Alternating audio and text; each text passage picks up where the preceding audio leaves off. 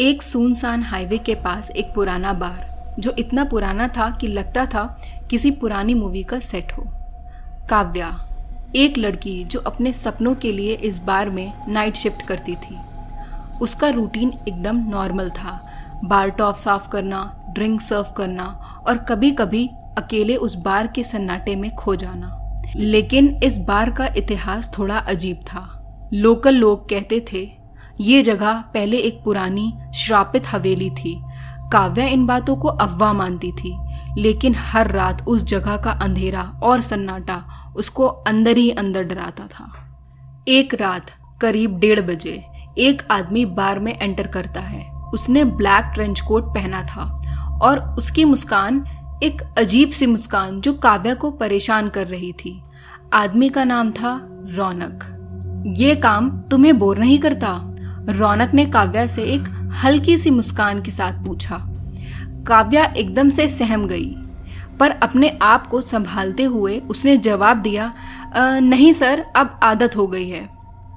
रौनक अपनी ड्रिंक खत्म करता है, एक करारा 2000 का नोट बार टॉप पर रखता है और बिना कुछ कहे वहां से चला जाता है।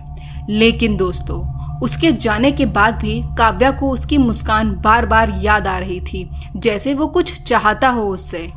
1 हफ्ते बाद रौनक वापस आता है, पर इस बार वो अकेला नहीं होता। उसके साथ एक औरत होती है, माया। दोस्तों, माया देखने में एकदम मॉडर्न थी, बट उसकी बोली एकदम देहाती थी। वो दोनों बार टॉप के पास आकर बैठ गए और ड्रिंक्स ऑर्डर करी। माया ने काव्या को घूरते हुए कहा, तुम इस जैसी जगह के लिए नहीं बनी हो, तुम्हारे अंदर कुछ अलग है। माया के शब्दों में एक अजीब सी गहराई और सच्चाई थी, जैसे वो काव्या के बारे में सब कुछ जानती हो। धीरे धीरे माया ने उससे पर्सनल सवाल करने शुरू कर दिए, उसके घर, उसके सपने और उसकी जिंदगी के बारे में। काव्या को ये सब थोड़ा अजीब लगा, लेकिन वो चुप रही और उन सवालों के जवाब देती रही, क्योंकि उसे लगा कि शायद आज भी अच्छी टिप मिल जाए। थोड़ी देर बाद माया को एक कॉल आता है और उसके बाद वो काव्या को एक एक्सक्लूसिव पार्टी के बारे में बताती है। 10 लाख एक वीकेंड के लिए, सिर्फ एक पार्टी में शामिल होना है, माया कहती है। काव्या शॉक में थी, लेकिन उसका इंटरेस्ट भी बढ़ने लगा। साथ ही उसके मन में थोड़ा डर भी था कि ऐसी कौन सी पार्टी होगी जिसमें शामिल होने के 10 लाख मिलेंगे। वो कुछ समझ पाती तब तक माया ने कहा, चलो बाहर चल के बात करते हैं। काव्या का दिल तेजी से धड़क रहा था, जैसे उसे कोई बड़ी गलती करने से पहले चेतावनी दे रहा हो। उसके मन में एक अजीब सी घबराहट थी और डर भी लग रहा था।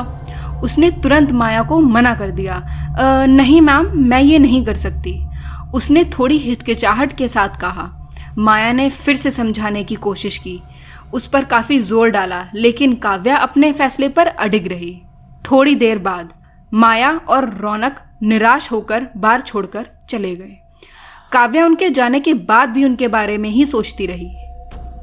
कुछ दिन बाद काव्या अपनी शिफ्ट खत्म करके हमेशा की तरह घर वापस जा रही थी। रात का समय था और रास्ते पर ज्यादा भीड़ भी नहीं थी। तभी उसे महसूस हुआ कि एक काली गाड़ी उसका पीछा कर रही है।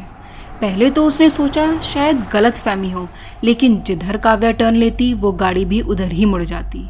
उसका दिल तेज धड़कने लगा, हाथ पसीने से भीग गए। अब उसे विश्वास हो चुका था कि ये वही लोग हैं और वो उसका पीछा कर रहे हैं। डर के मारे काव्या ने अपनी स्कूटी बिना सोचे समझे एक पुलिस स्टेशन की पार्किंग में घुसा दी।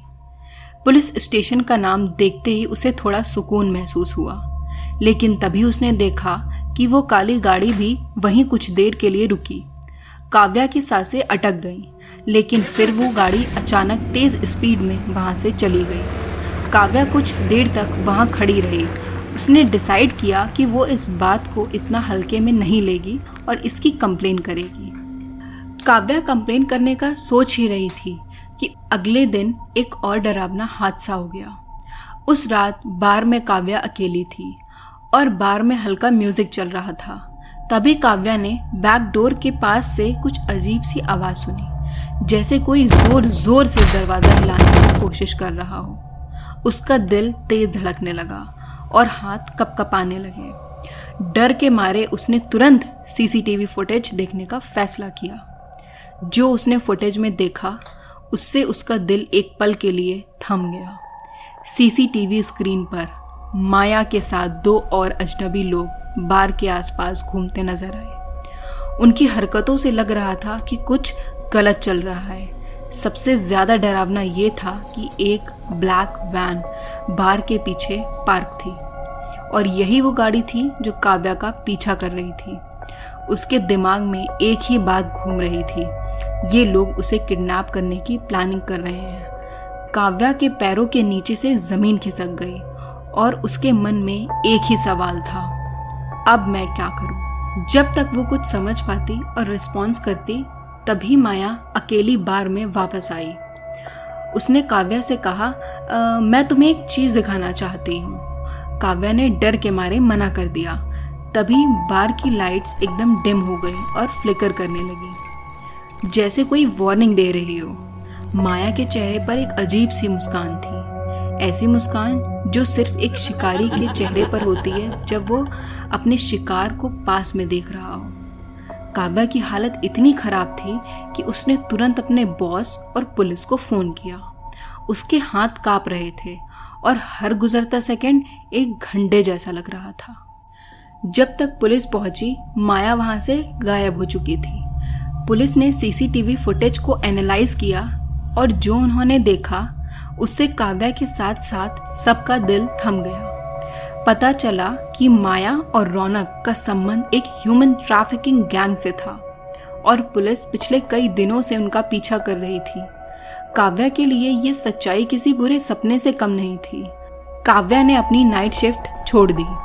उसका डर अब भी उसका पीछा करता है, लेकिन एक सवाल हमेशा उसके जहन में रहता है, अगर उसने लालच में आकर उस रात एक कदम बाहर रखा होता तो क्या होता।